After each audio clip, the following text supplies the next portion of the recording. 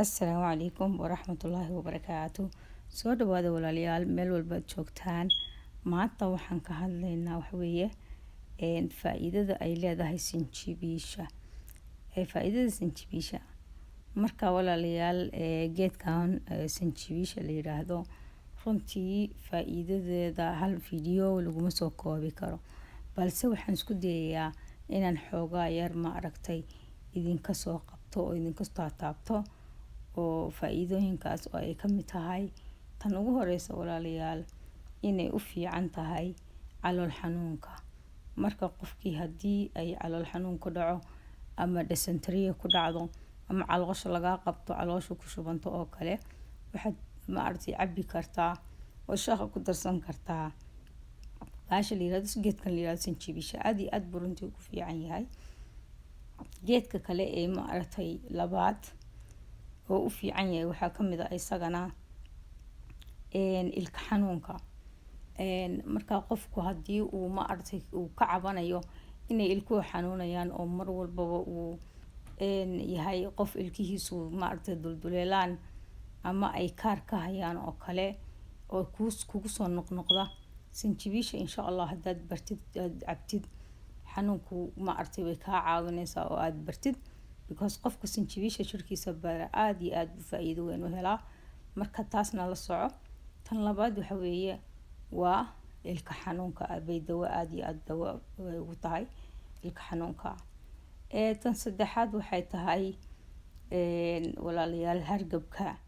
Yani hadduu qabow kugu dhaco ama hargab kugu dhaco flu iyo cold iyadana aad iyo aad bay ugu fiican tahay. Ha moogaanin isbar inaad jirkaaga bartid sinjibiisha oo joogto ka dhigatid mar walbaba shaaha ku darsatid. Shaahana aad iyo aad buu u macaaneeyaa maasha Allah. Marka geedka sinjibiisha faa'iidadeedu way badan tahay laakiin ka warhay oo ku dadaal inaad jirkaaga bartid sinjibiisha. Geedka arinta kale afraad waxa weeye dadka ma aragtay jidh xanuunka qaba siba rheumatism-ka ha noqoto ma aragtay yani kansar ha noqoto rheumatism ha noqoto ay shay oo jirka xanuun keena oo inflammation jirka ku rida ayadana aad iyo aad bay ugu fiican tahay. Inflammation-ka jirka haya iyo xanuunka jirka ku jira ee lafta kaaga jira inay ma aragtay ay ka kala yareyso oo daawo fiican ay kugu noqoto haddii aad joogtaysid oo jirkaaga bartid iyaduna. Arinta kale ee walaalayaal shanaad waxaa ka mid ah inay beerka u wanaagsan tahay dhaqida beerka. Dad waxaa jira dad badan oo beerka laga haya baa jira. Marka waxay ku sameynaysaa sinjibiishu markaad cabtid beerka ayay nadiifinaysaa. Beerka ayay ku dhaqaysaa. Beerkuna maasha Allah hadduu nadiifis helo oo la dhaqo oo si fiican ma aragtay loo dhaqaaleeyo ma aragtay beerkaasi beer caafimaad leh ayuu noqonayaa insha Allah. Taasna la socda qofkii aan ogeynow. Arinta kale ee lixaad waxay tahay walaalayaal in ay ma aragtay dhiigga socodsiinayso.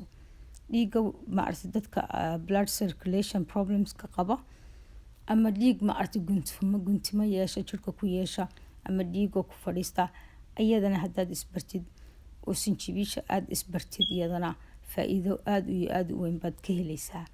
Waa sinjibiisha iyo dhiig guntimaha noqda. Arinka toddobaad waxa weeye walaalayaal dhiigkarka ayay dejisaa. Marka dhiigkarka yani blood pressure-ka ayay aad iyo aad ugu fiican tahay.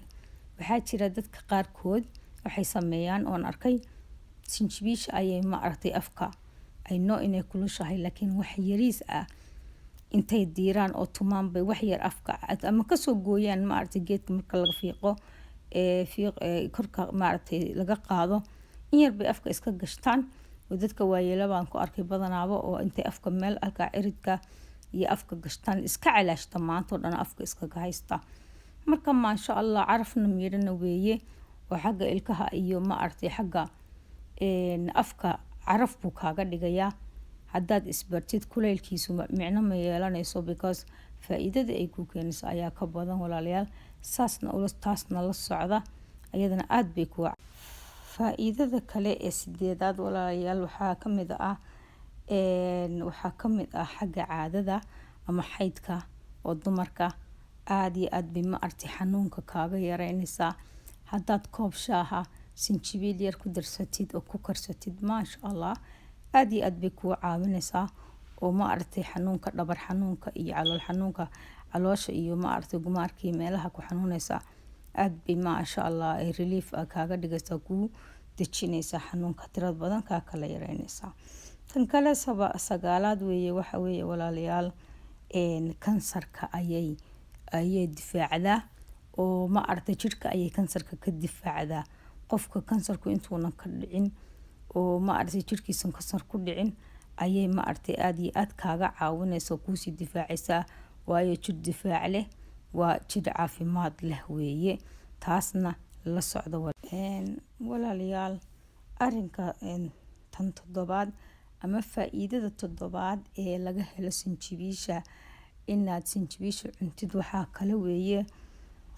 kale oo weeye inay ma aragtay ay qofka yacni dheefshiidkiisa ay aad iyo aad u furfurayso dad waxaa jira cuntada cuna oo dheefshiidkooduna aanan shaqaynin oo markaas kuu keenaysa dhibaato walba caloosheeda xagga caloosha ka imaanaysa markaa dheefshiidkaagu hadduu si fiican u shaqaynayo cuntadaadu way shiidmaysaa kuuma fadhiisanayso caafimaadna waad helaysaa calooshuna way ku soconaysaa marka maadaama calooshaadu ay fadhido damoor ay calooshaadu fadhido ogow dheefshiidkaaga ayaa wax ka khaldan yihiin marka dheefshiidkaaga ayay ma aragtay ay u fiican tahay oo aad iyo aad ugu fiican tahay taasna haddaba waxaan rajeynayaa walaalayaal inaad 10kan shay oo aan halka fideoga aan kusoo xusay ama aan idinku soo sheego kasoo hadlay inay idin anfaaci doonto